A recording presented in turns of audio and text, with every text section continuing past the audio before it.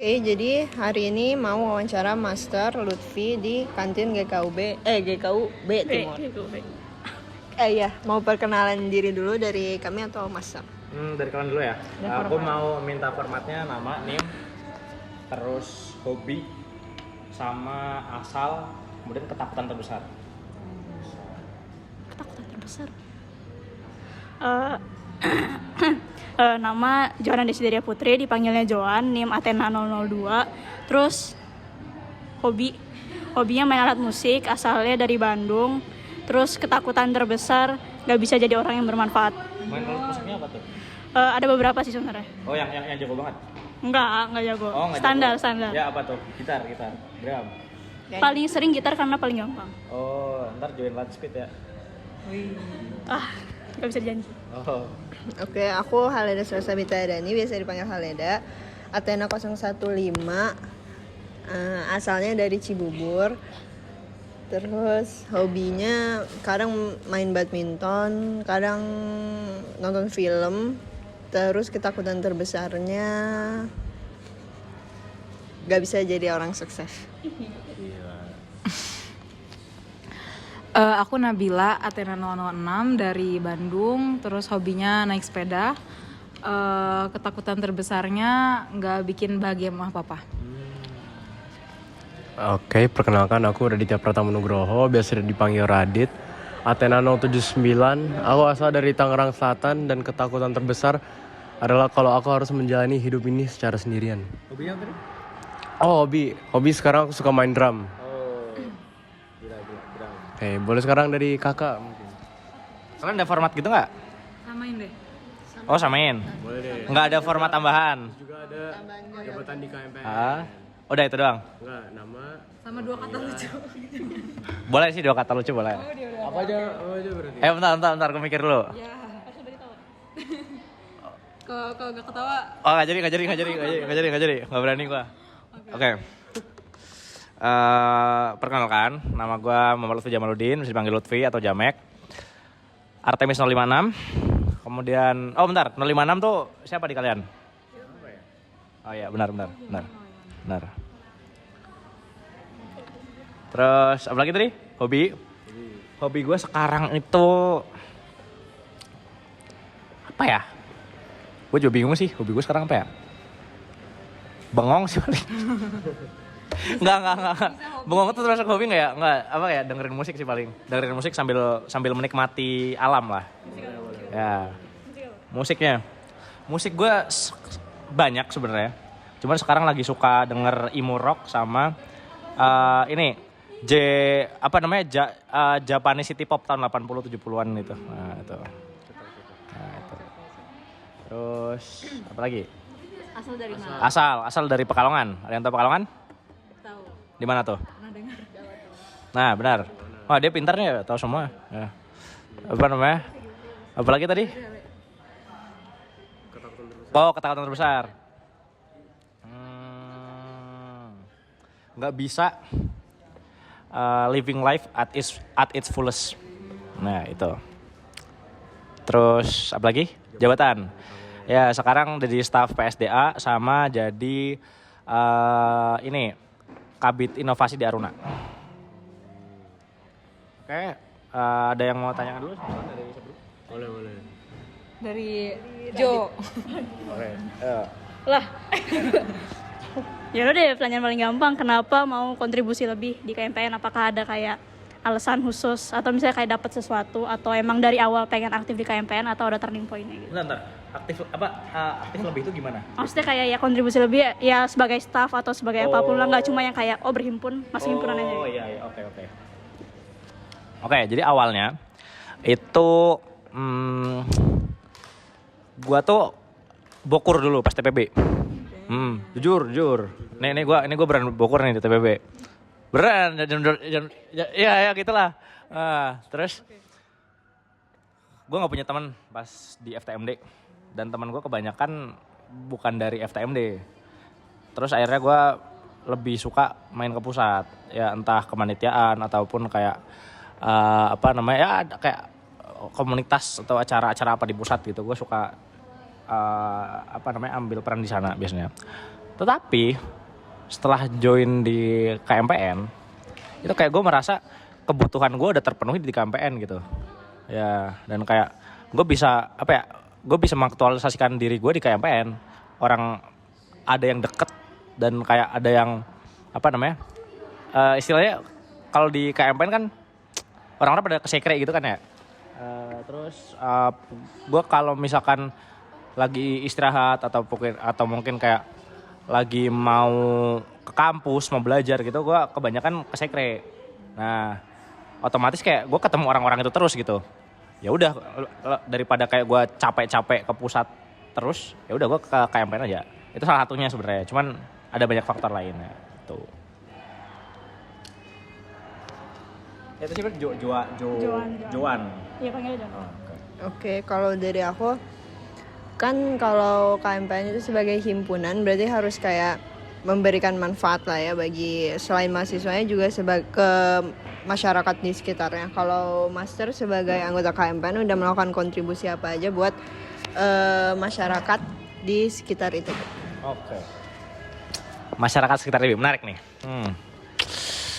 Kalau tapi saat KMPN atau sebelumnya? Saat KMPN atau selama KMPN? Selama di KMPN. Kalau selama di KMPN sendiri, bentar gue ingat lagi. Kayaknya kalau misalkan yang pernah. Jadi ada pada saat itu gue sedang mengikuti suatu rangkaian acara di KMPN sendiri. Tapi gue gak bisa merincikan itu, ya gue melakukan itu satu. Kemudian kontribusi lainnya itu nanti karena Aruna juga masih dirintis, itu nanti bakal ada kontribusi di Aruna. Cuman belum eksekusi lah, karena emang kita baru bikin sistemnya dulu nih. Kemudian nanti ada lagi pada saat WISOK itu di pre-event. Jadi pre-event nanti bakal ada inilah kayak semacam membantu di sekitar lah gitu. Nanti ada namanya Wisfan, ya tahu Wisfan ya kan. Jadi kayak nanti bantu orang sekitar gitu. Ada yang mau join pre-event nanti WISOK? Lu kan? Oh iya. Satu doang. Awalnya aku tapi pikir-pikirnya main event lebih seru. Oh gitu. Sebenarnya main event gabut sih di awal. Oh gitu. Iya, jujur. Gue dulu main event soalnya. Oke. Ya, kan kakaknya Danlab ya kemarin. Mau tahu kayak selama ngedanlab ada kayak emotional residu nggak sih? Kan kalau ngedanlab marah-marahin orang ya. Udahnya tuh pernah ngerasa kayak ada draining atau ikut bad mood atau enggak, udahnya tuh agak ngefek ke daily life. Kayak dan gimana manajemen emosionalnya itu, karena nggak bisa dipungkiri capek ya marah-marahin orang. Nah, udahnya apa yang kakak lakuin atau enggak stress release-nya juga apa? Oke. Sebenarnya stress release-nya itu dengan cara ngedanlab. Ngedanlab adalah stress release. Iya, ngedanlab adalah stress release. Karena marah-marahin orang. Nah, iya itu rilis tuh. Terus apa lagi ya? Apa tadi berarti pertanyaannya? Emotional residu. Oh, sesudah ngedanlab, jujur lega. Iya. Malah kan gue danlab pertama kalian ya, pas pertama kali day 4 apa day 5 ya? Day 4 Tarsonic. Ya kan? Ini datang semua kan? Datang enggak? Datang day 4. Ya, day 4 Tarsonic. Oh, yang danlab pertama kali yang hujan-hujan. Iya, datang. Ya udah ya intinya gue pas itu kan dalam pertama jujur gue ini kayak demam panggung gitu. Oh, iya. Iya. Gak kelihatan sih. Iya, jujur gue demam panggung awal-awal tuh. Kayak anjir nih bocah-bocah gimana kalau misalkan bocah-bocahnya abang-abangan banget gimana gitu. Waduh. Ya, itu awal pikiran gue gitu tuh. Terus pas pertama kali gue nerakin kalian teknik di kantor gitu kan. Gue kayak ngerasa anjir ternyata seru gitu. Ya udah habis itu keterusan seru. Ya gitu sih. Sama apa ya paling itu sih. Jadi gak ngerasa bersalah gitu sama orang-orang ini. Sebenarnya bukan merasa lebih ke Aku kena kayu kak. oh iya. Iya yang waktu kayak tongkat digituin kan. Kena kacamata gitu tuh kayak. Oh iya. Iya. Terus sebelah itu aku kayak Enggak itu kenanya pas kapan? pas di yang di ini loh, yang di apa ya? Kalau di sini lapangan kecil. Sini. Iya, Enggak, maksudnya kenanya pas gua ngapain?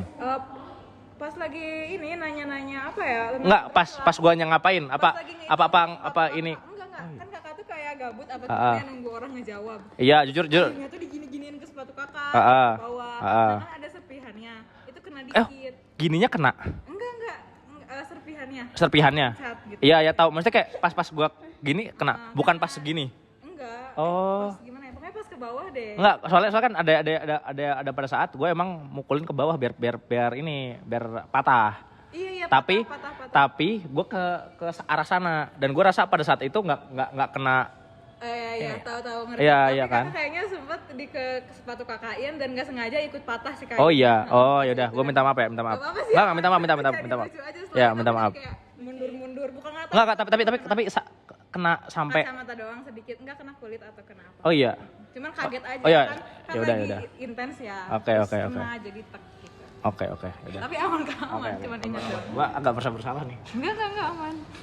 Ya. Oke, boleh lanjut ke pertanyaan selanjutnya. Tadi kan Nabila nih nanya tentang kedalapan. Jadi aku sekarang jadi penasaran nih, kenapa Bang sendiri milih nama Havok untuk nama Dunlap? Kan temanya bomber ya. Kenapa Havok? Oke, jadi sebenarnya ada beberapa nama pas itu. Kenapa namanya Havok sendiri? Havok tuh dari pesawat Douglas A-20. Itu pesawat buat World War II. Itu gue milih itu karena itu sebenarnya pengambilan namanya itu nggak beberapa menit, berapa ya? Kayak sekitar 15 menit sebelum kalian datang gitu. Sebenarnya nama gue adalah panjang tapi jadi nama gue panjang, terus kayak baca-baca kayak pada merasa wah kepanjangan nih gitu. Ya gue nggak mau nyebutin soalnya malu gue. Ya terus kayak akhirnya ya udah coba lu cari lagi gitu kan. Habis itu akhirnya gue cari lagi. Oh ini kayak menarik nih, Douglas A-20 Havok gitu. Ya udah akhirnya gue ngambil itu. Oke. Bentar lagi ya. Kalau aku pertanyaan keduanya mau nanya, kan tadi Master bilang kalau Master sempat aktif di pusat, maksudnya sebelumnya kan waktu TPB. Nah, kan aku juga beberapa kali ikut kepanitiaannya di pusat, dan aku ngerasa kayak banyak lah kayak secara koordinasi dan banyak hal lah masih banyak yang kurang. Kalau di KMPN sendiri, kayak kalau misalnya ada acara-acara misalnya di Sokto atau di Snat gitu-gitu, apa koordinasinya mirip-mirip kayak di pusat atau lebih baik? Oke, ini menarik. Yang pernah lo ikutin apa aja? Waktu itu ada Olimpiade Jatinangor, AMIT, TPB Cup, sama OSKM. Oke. Oh dia semuanya. Gua jujur nggak sebanyak itu sih. Berarti berapa 4 ya? Oh sama dik. Nah, tapi nggak semua kepanitiaan besar gitu, nggak semua kayak apa kepanitiaan lapangan kebetulan gua. Yang kepanitiaan lapangan gue cuma pernah 2 kali, AMI sama OSKM. Tapi aku panitia lapangan juga cuma OSKM. Oh iya. Sisanya acara IO. Oh, oke. Terus yang menurut lo kurang koordinasinya tuh di bagian mana ya? Ya ini beda-beda sih. Beda-beda sih. Kalau Ojan tuh emang kayak lebih banyak dikerjain sama kadif-kadifnya. Tapi kayak yang kalau misalnya gladi gitu, itu bisa ngaret nyampe 3 jam 4 jam. Dan akhirnya kayak cuma briefing 15 menit. Terus kalau sebenarnya paling parah tuh TPB Cup. Kalau TPB Cup tuh nyampe kayak kadifnya tuh apa sih namanya? Bikin rapat, jadwalin rapat. Dan itu mereka lupa kalau bakal ada rapat. Itu jadi apa pas di TPB Cup? kalau TPB Cup ini sih, tapi kompetisi seni. Kompetisi. Oh iya, gue tahu itu. Ya, oke. Jadi nggak tahu sensitif kan ya. Intinya kalau di kepanitiaan pusat sendiri, gue merasa hal itu terjadi karena mereka ini kan dari berbagai macam jurusan ya, dan nggak kadang sih kayak kebanyakan itu kayak belum kenal satu sama lain dengan dekat ya gitulah. Nah itu mungkin jadi sumber awal yang dasar lah untuk segala macam masalah di pusat. Gue melihatnya begitu. Jadi kayak jadi masalahnya di komunikasi sebenarnya. Kalau di KMPN sendiri, gue merasa hal tersebut itu lebih minim lah. karena emang kita ketemu terus. Jadi kalau misalnya kayak ada yang kelupaan segala macam itu kan kayak kita ketemu di kelas, kita ketemu di sekre gitu. Jadi kayak hal tersebut bisa lebih teratasi kalau misalkan koordinasi yang begitu gitu. Terus sih. Terjawab? Oke.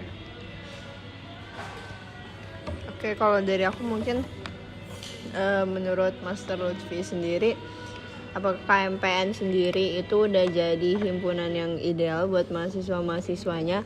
Ideal ini maksudnya kayak ya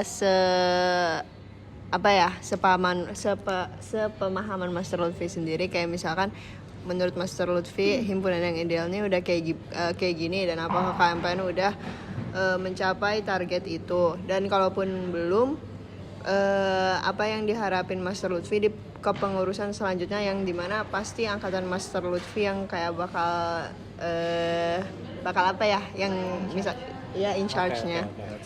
Oke. Ya berat pertanyaan jujur. Himpunan yang ideal itu gimana? Menurut gue himpunan yang ideal itu adalah himpunan yang bisa bisa mencukupi kebutuhan anggotanya.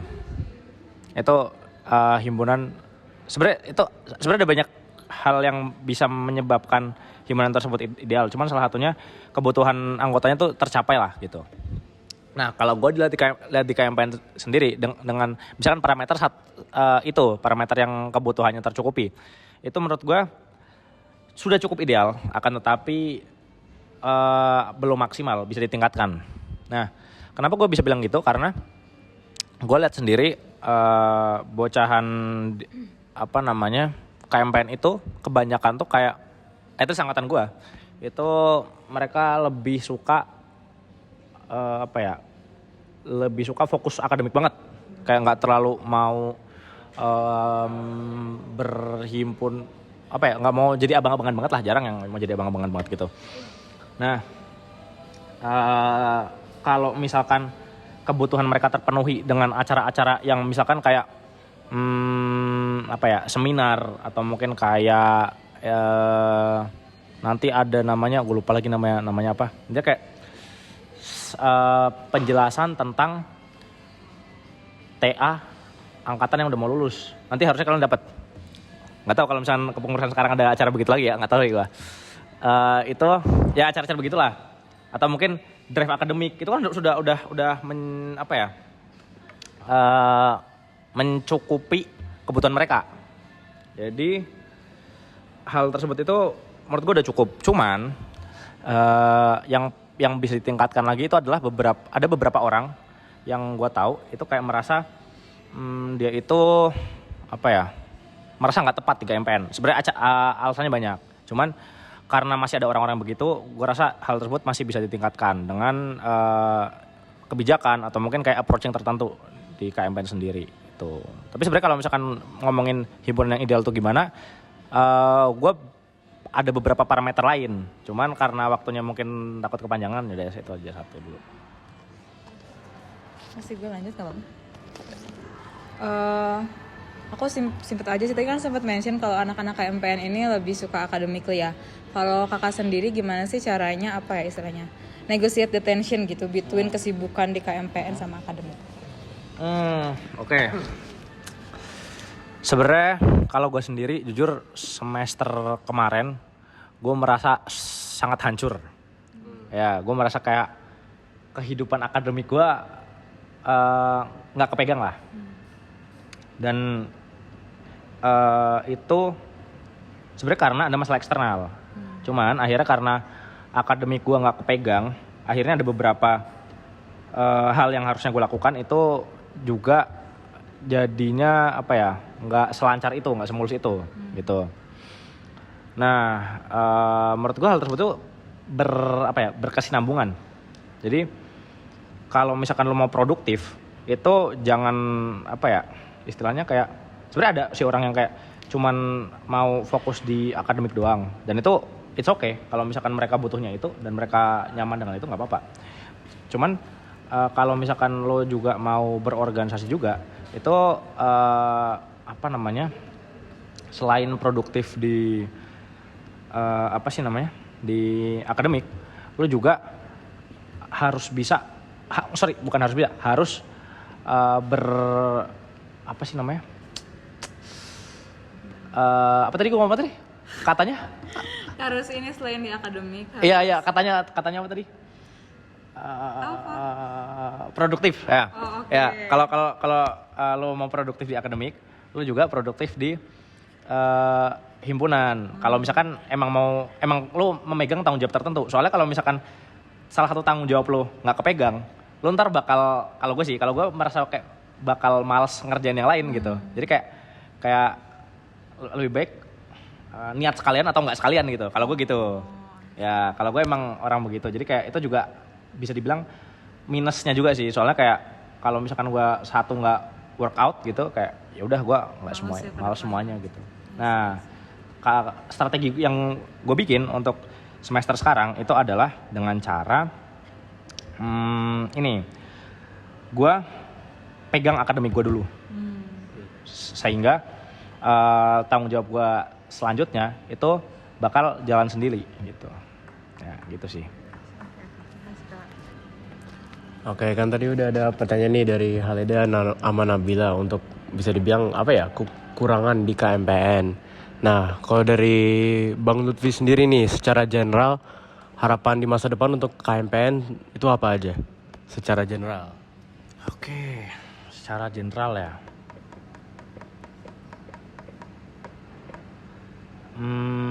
Kalau gue sih mikir KMPN itu adalah orangnya. Jadi dan karena orang tersebut itu bakal keluar dan masuk, gue berharap KMPN kedepannya itu dapat dinamis sesuai dengan kebutuhan orang-orang di dalamnya. Mungkin itu sih depan untuk ya general saja. Oke. Udah, apa gimana? Udah? Closing. Mungkin closing statement dari Master. Oh iya, closing statement. Aduh. Pesan atau apa? Apa ya? Mungkin pesan buat Athena kali ya? Boleh. Jadi ini, gue lihat angkatan kalian tuh lebih dinamis daripada angkatan gue. Jadi persebarannya tuh lebih nyebar lah. Gue ingin kalau misalnya kalian ada masalah atau ada konflik lah, itu kalau bisa kalian selesaikan dengan kalau misalkan ada waktu untuk selesaikan gitu sesegera mungkin. Walaupun misalkan angkatan kalian kayak pada nggak mau bahas itu karena kalau misalnya dibahas jadi awkward segala macam. Cuman itu adalah satu tahapan yang emang harus kalian harus kalian lewati. Tahapan apa, tau nggak? Nah benar, storming. Jadi kalau misalkan kalian tetap diem aja, storming itu bakal ya berlarut-larut. Harus ada yang emang speak up tentang itu dan harus bisa harus disepakati dulu aturan main angkatan kalian itu bakal gimana. Nah itu masuk ke fase norming. Jadi bagaimana caranya agar kalian tuh masuk ke fase norming secepat mungkin setelah storming gitu. Itu sih. Terima kasih Master. Yeah. Dokumnya. Oh sama ini, jangan takut sama angkatan gue. Oh, oke. Ya, angkatan gue gak dikit. Siap.